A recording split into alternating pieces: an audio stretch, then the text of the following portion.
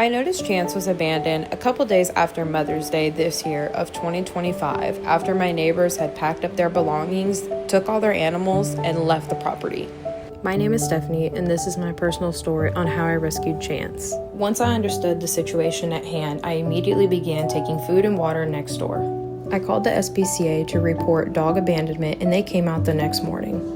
Once the cruelty investigator laid eyes on the dog, he called the sheriff to the property. The investigator and the sheriff determined that the next steps would be to get a warrant from the county judge to legally get Chance off of the property. The judge never granted the warrant, and that left the SPCA to abandon the abandonment case. Finally, one day, I saw a woman next door who appeared to have keys to the property, so I ran over to ask her some questions.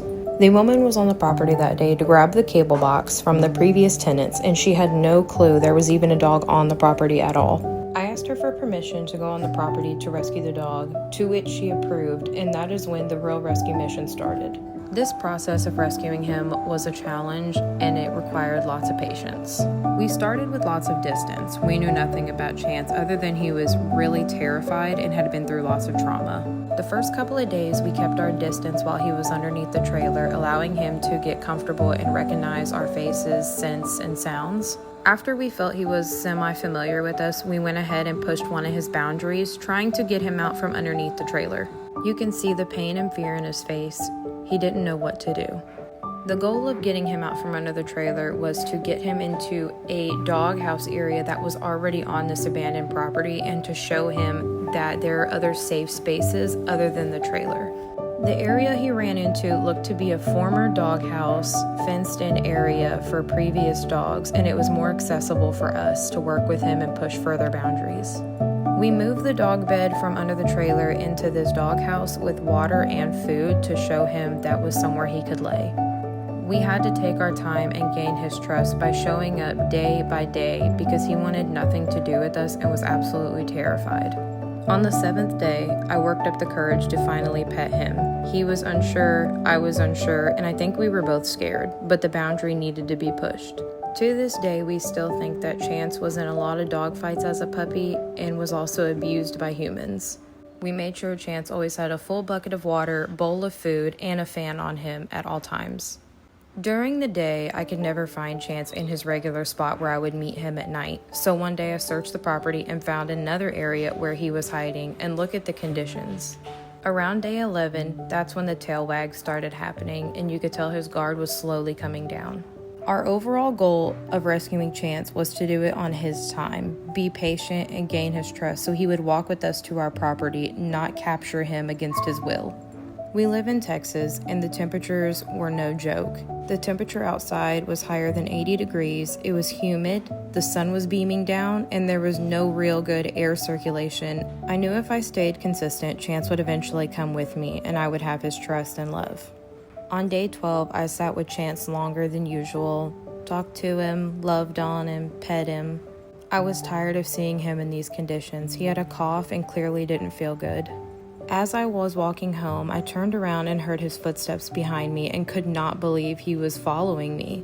I kneeled down to pet him, got up, slowly took more steps, and then would get back down on his level if I saw him get skeptical and would pet him again to ensure him everything was okay. Chance walked over to my patio, sat down for a while, and also stared into my garage for a little bit, unsure of everything around him. He stayed at my property for about 10 to 15 minutes and then got spooked and went right back next door. I went back in the morning to see Chance, and he ended up greeting me for the first time. It had been over 2 weeks since Chance was abandoned, and the grass was extremely high, so I wanted to mow it.